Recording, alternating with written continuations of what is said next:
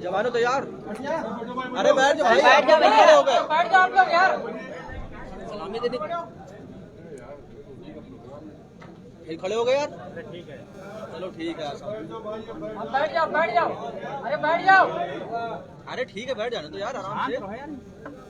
उनके वो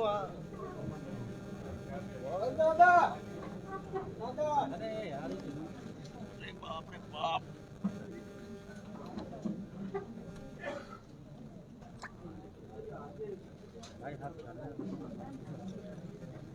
आपका रोल है ना।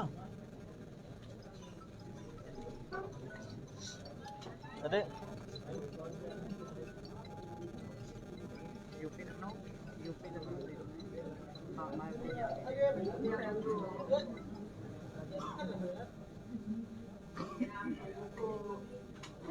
कराना चाहती हूँ कि आज बीएसपी कार्यालय लखनऊ में मूर्ति में पार्टी के खासकर ओबीसी समाज व अल्पसंख्यक समाज जैसे मुस्लिम समाज एवं जाट समाज के मुख्य सेक्टर व मंडल सेक्टर स्तर के वरिष्ठ पदाधिकारियों की ये अति महत्वपूर्ण बैठक बुलाई गई,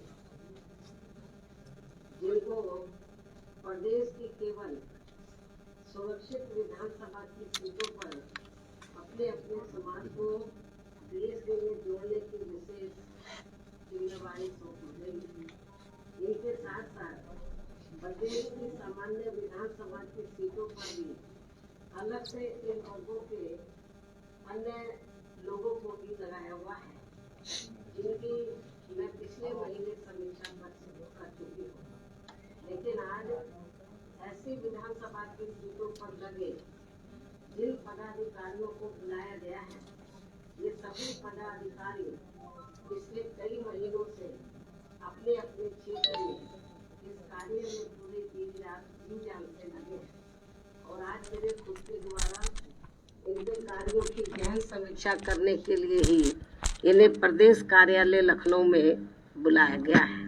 वैसे आप लोगों को ओबीसी वर्गों के बारे में ये मालूम होना चाहिए कि आज यूपी सहित पूरे देश में अति पिछड़े वर्गों के लोगों को विशेषकर शिक्षा एवं सरकारी नौकरियों आदि में जो इन्हें आरक्षण संबंधी सुविधाएं मिली हैं, तो ये सब वास्तव में पूरी की पूरी देन देश के करोड़ों दलितों, आदिवासियों एवं अन्य पिछड़े वर्गों के मसीहा व भारतीय संविधान के मूल निर्माता परम पूज्य बाबा साहब डॉक्टर भीमराव अंबेडकर की ही है, जिनकी कृपा से ही संविधान में अनुच्छेद 340 के तहत इनको ये सुविधा देने के लिए तब फिर कमीशन बना।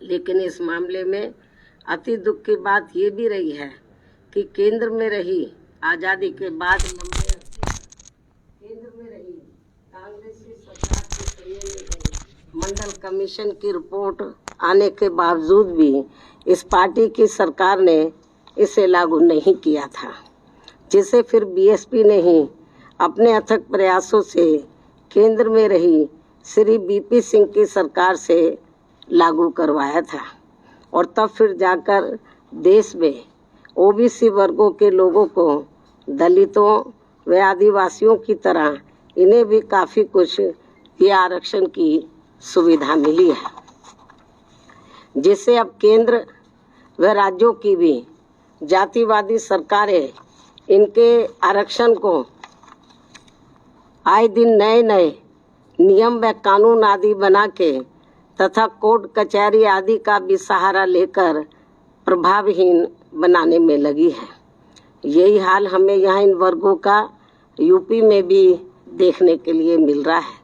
इसके साथ साथ पूरे देश में दलितों, आदिवासियों व अन्य पिछड़े वर्गों के लोगों के साथ हर स्तर पर हो रही जुल्म जाति भी अभी तक पूरे तौर से बंद नहीं हुई है।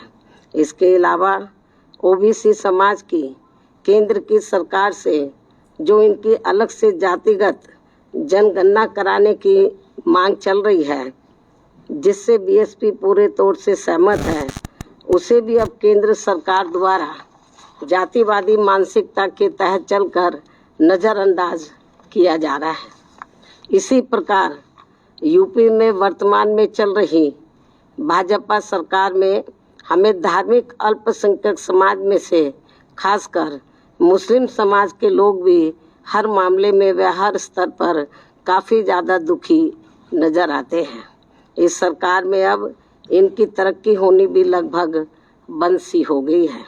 ज़्यादातर फर्जी मुकदमों में फंसा के इनका काफ़ी उत्पीड़न भी किया जा रहा है। साथ ही नए नए नियमों व कानूनों के तहत इनमें दहशत भी काफ़ी पैदा की जा रही है, जो ये सब मेरी सरकार में कतई भी नहीं हुआ है। ये बात भी सर्वविदित है।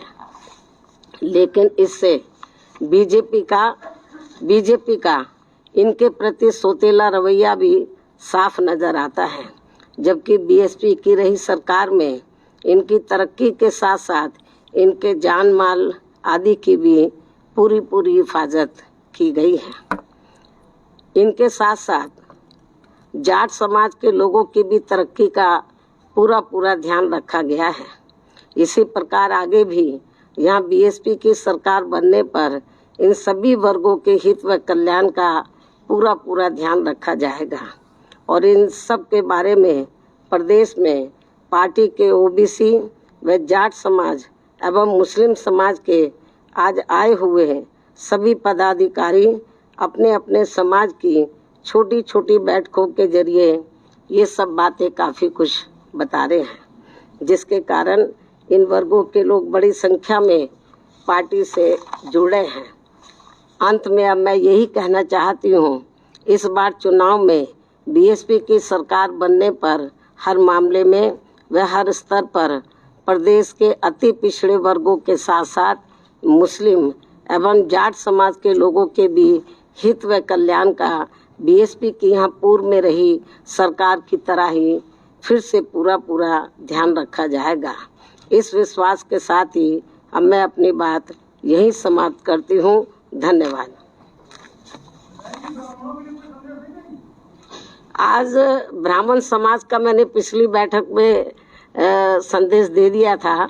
आज तो केवल ओबीसी समाज और धार्मिक अल्पसंख्यक समाज में से मुस्लिम समाज और जाट समाज के जो वरिष्ठ लोग हैं, जिनको विशेष जिम्मेदारी सौंपी गई है, उनकी मीटिंग बुलाई गई है। आपको मैंने बताया कि मैंने पिछले महीने ही ओबीसी समाज के और धार्मिक अल्पसंख्यक समाज में से मुस्लिम समाज के और जाट समाज के जो वरिष्ठ लोग हैं, तो उनको मैंने कुछ लोगों को जनरल सीटों पे लगाया हुआ, जनरल विधानसभा की, तो उनकी मैंने समीक्षा पिछले महीने की थी। तो आज केवल रिजर्व सीट के लोगों को बुलाया हुआ है। तो ये कोई ज़रूरी नहीं है कि हर बैठक में मैं मीडिया बंधुओं को बुलाऊं, लेकिन बीच बीच में आप लोग थोड़ा नाराज़गी महसूस करते हैं कि बहन जी ट्वीट कर देती है, प्रेस नोट जारी कर देती है, हमें नहीं बुलाती हैं। तो इसलिए आप लोगों को बीच बीच में ये आज फिर बुलाया गया है।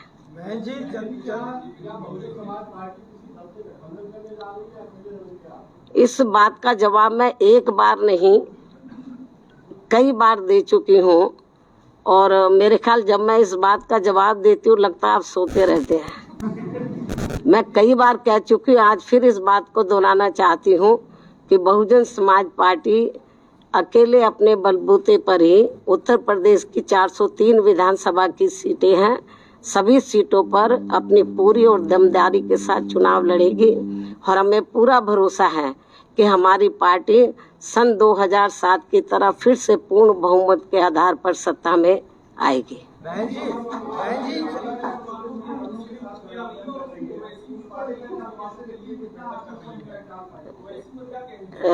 ये तो वक्त बताएगा।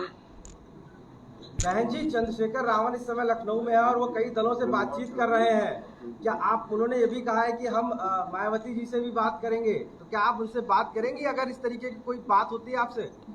जब मैंने आपको बता दिया कि बीएसपी अकेले अपने बलबूते पर चुनाव लड़ेगी, तो इस किस्म का कोई सवाल ही पैदा नहीं होता जो आप पूछ रहे हैं।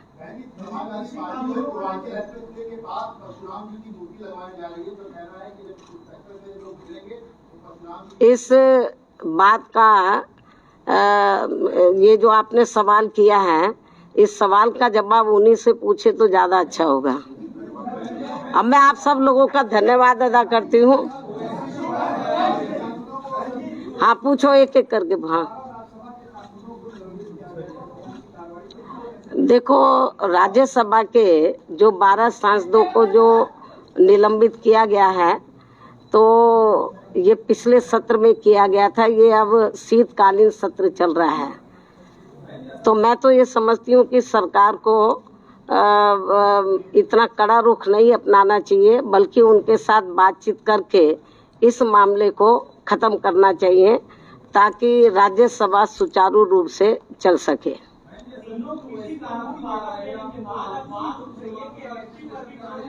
इसके बारे में मैं एक बार नहीं, कई बार इस बात का मैं जवाब दे चुकी हूँ, ट्वीट के जरिए भी, प्रेस नोट के जरिए भी, और पिछली प्रेस में भी दे चुकी हूँ।